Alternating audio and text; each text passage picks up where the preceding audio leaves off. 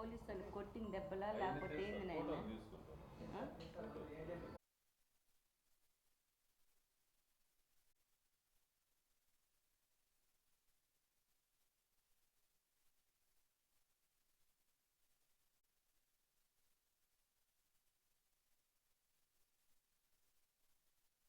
నమస్కారం సార్, నా పేరు అమావాస్యను.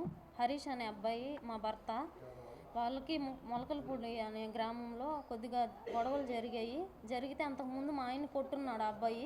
వీళ్ళు తిరణాలకు పోయేసి వస్తుంటే, వినాయక చవితి తిరణాలకు పోయేసి వస్తుంటే అక్కడ అబ్బాయి కొట్టిన వ్యక్తి అబ్బాయి మా ఆయన్ని అక్కడే నా కొడక మళ్ళీ నువ్వు ఎక్కడికి రా మా ఊరికి వచ్చేదని చెప్పి ఆ అబ్బాయి మా ఆయన్ని కొట్టాడు. కొట్టిన అనంతరం ముత్తుకూరుకు వచ్చి స్టేషన్లో కంప్లైంట్ ఇచ్చేదానికి మా వాళ్ళందరూ పోతే, కొట్టించుకున్న వాళ్ళు పోతే, వాళ్ళు మా కంప్లైంట్ తీసుకోకుండా వాళ్ళు రెడ్లు ఒకటైపోయి వాళ్ళ పక్క నుంచి కంప్లైంట్ని వెంకటాచలంలో పెట్టించారు. మేము మా వాళ్ళు పోయిన కంప్లైంట్ మాత్రం తీసుకోలేదు. స్టేషన్లో తీసుకోకుండా విచారణ ఏం జరపకుండానే అసలు ఎందుకు కొట్టుకున్నారు, ఏం విచారణ జరపకుండానే వాళ్ళ మీద యాక్షన్ ఎందుకు తీసుకున్నారు? ముత్తుకూరు పోలీస్ స్టేషన్లో కానిస్టేబుల్ సుమన్ అనే అన్న మరియు విశ్వనాథ్ రెడ్డి గారు ఎందుకు తక్షణంగా చర్య తీసుకోవాల్సి వచ్చింది? ఏం విచారణ జరుపుకోకుండానే ఎందుకు తీసుకున్నారు అంటే వీళ్ళు వెనక ఎవరు హస్తం ఉంది గట్టిగా? ఒకవేళ యాక్షన్ తీసుకున్నా కూడా విచారణ జరిపిన తర్వాత దాన్ని కేసుని తీసుకోవాలా? ఏం తీసుకోకుండా ఈ వంతన గొడ్డుని బాధినట్టు బాధితే వాడు ఎడ్యుకేషన్ పరంగా వాళ్ళు ఇంకా ఉద్యోగాలకు పోగలుగుతారా? వాళ్ళు పొరుగులు పోయిన తర్వాత వాళ్ళు ఇంకా జీవితంలో ముందుకు వెళ్ళగలుగుతారా అని నేను ప్రశ్నిస్తున్నాను. హరీష్ అనే అబ్బాయి నా భర్త.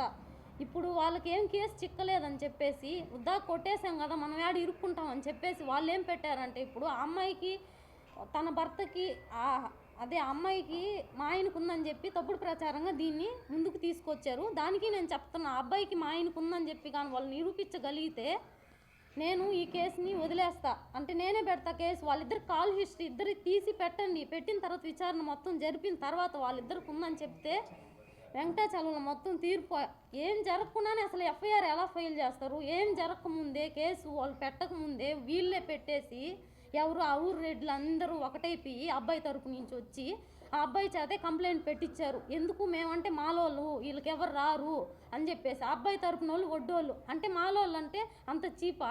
అంటే మాకు బతుకులు లేవా? మాకు పరుగులు లేవా? ఏమి లేకుండా నా భర్త మీద ఇలాంటి నిందను మోపిన వారు రాజేంద్ర అన్న వ్యక్తి మా ఆయన మీద ఇలాగ చెప్పాడు. వివాహిత సంబంధం ఇది ఏడాది నుంచి కొనసాగుతుందని చెప్పి దుష్ప్రచారంగా దీన్ని చూపిస్తున్నాడు. దాన్ని నేను ఖండిస్తున్నాను. దుష్ప్రచారం ఏంటంటే అక్రమ సంబంధం అని చెప్తున్నారు కాబట్టి దానికి ఆధారాలు ఏమీ లేకుండా మీరు దుష్ప్రచారంగా వివాహిత సంబంధం అది అని చెప్పి ఎన్నో రాస్తున్నారు. మీరు ముందు ఎంక్వైరీ చేసుకోండి. అబ్బాయికి అమ్మాయికి ఉందని చెప్పి కేసు అబ్బాయి చేత పెట్టించారు కాబట్టి ఇది కొట్లాటకు సంబంధించిన విషయం. కానీ దీన్ని ఎలా తీసుకెళ్లారు? వివాహిత సంబంధంగా దీన్ని తీసుకెళ్లారు. ఆ అమ్మాయి నా క్లాస్మేట్, చిన్నప్పటి నుంచి ఇద్దరం ఒకే దగ్గర చదువుకున్న తర్వాత ఆ అమ్మాయి నేను అంటే మీట్ అయ్యేవాళ్ళం అప్పుడప్పుడు. అది మీట్ అయ్యేదానికి ఆ అమ్మాయి వచ్చినప్పుడు ఇతను ఏం చెప్పాడు, అబ్బాయికి ఈ అమ్మాయికి 1 yearగా సమస్యలు ఉన్నాయంట. ఇద్దరు భార్యాభర్తలు తగాదాలు, అవి వాళ్ళు విడిపి ఉన్నారంట. ఈ పర్సనల్ మనకు తెలియదు. ఈ అమ్మాయి నా దగ్గరకు వచ్చి వెళ్ళిందని చెప్పి ఆ అబ్బాయి ఏం చెప్పాడు, మా ఆయనకి అమ్మాయికి ఉందని చెప్పి దుష్ప్రచారంగా దీన్ని ప్రచారం చేస్తున్నాను. నేనేం చెప్తున్నాను, ఇద్దరికి ఉందంటున్నారు కాబట్టి దీన్ని కాల్ హిస్టరీ మొత్తం తీయండి. రాజేంద్ర అన్న, నువ్వు దీన్ని వివాహిత సంబంధం అంటున్నావు కాబట్టి నీ కాల్ హిస్టరీ, ఆ అమ్మాయి కాల్ హిస్టరీ, మా ఆయన కాల్ హిస్టరీ ముగ్గురివి తీయండి. అసలు ఎవరెవరికి ఉంది అనేది బయటపడుతుంది కదా. నువ్వెందుకు వచ్చి నువ్వే మొత్తం చేసేసి మా సమస్యను సోమిరెడ్డి దగ్గరకు కూడా తీసుకెళ్ళాము. కానీ ఎటువంటి స్పందన అనేది లేదు. ఎస్పీ గారు ఏం చెప్పారంటే 2 daysలో రియాక్షన్ తీసుకుంటామమ్మా, మేము మీకు న్యాయం చేస్తామని చెప్పారు. కానీ వాళ్ళ నుంచి కూడా మాకు ఎలాంటి న్యాయం జరగట్లేదు. మేము అసలు ఎందుకు కొట్టారు? న్యాయం అంటే మా బాధ ఏంటంటే విచారణ ఏం జరపకుండా మీరు డైరెక్ట్ యాక్షన్ ఎలా తీసుకుంటారు? ఒకవేళ తీసుకున్నా కూడా వెంకటాచలంలో కేసు వాళ్ళు పెట్టారు కాబట్టి అక్కడికి వీళ్ళకి తీసుకెళ్ళి వాళ్ళని బాగా మామూలుగా అంటే విచారించాలి. మేము డిమాండ్ చేసేది ఏంటంటే వీళ్ళకి ఎడ్యుకేషన్ అంతా పోయింది. ఇప్పుడు వీళ్ళు పరువులు పోయాయి. ఇప్పుడు వీళ్ళు కేసుల్లో ఉన్నారని తెలిస్తే వీళ్ళకి జాబులు ఎవరు ఇవ్వరు. అందరూ ఎడ్యుకేటెడ్ పర్సనే. కానీ వాళ్ళు ఏం చెప్పున్నారు, తాగుబోతోళ్ళు తిరిగిపోతోళ్ళు ఒక్కరికి కూడా ఎడ్యుకేషన్ లేదు, వీళ్ళని ఎవరినైనా కొడతారు, తాగేసి వచ్చారని చెప్తున్నారు కదా. మెడికల్ రిపోర్ట్ అందరికీ తీయండి. 1% కూడా ఆల్కహాల్ ఉందని కానీ వాళ్ళ రిపోర్ట్లో కానీ వస్తే మేము ఈ కేసును వదిలేస్తాం. వాళ్ళు ఎడ్యుకేషన్ లేదంటున్నారు కదా, అందరికీ ఎడ్యుకేషన్ ఉంది. దాన్ని కూడా ప్రచారం అంటే దాన్ని కూడా చేసుకోండి. దాన్ని పూర్తిగా విచారించండి అని చెప్పి నేను చెప్తున్నా. కానిస్టేబుల్ సుమనన్న మరియు విశ్వనాథ్ రెడ్డి గారు దీంట్లో ముఖ్య పాత్ర వహించారు. ముత్కూరులో ఆ వంతను కొట్టారు కాబట్టి వీళ్ళని సస్పెండ్ చేయాలని చెప్పి, మాకు న్యాయం జరగాలని చెప్పి మేము కోరుకుంటున్నాం. వారికి తీవ్రంగా వాళ్ళిద్దరిని తీసేయాలని చెప్పేసి మేము కోరుకుంటున్నాం. ఎందుకంటే ఇలాంటి దళిత సమస్య ఇంకో కుటుంబానికి రాకూడదని చెప్పి మేము మాట్లాడుతున్నాం.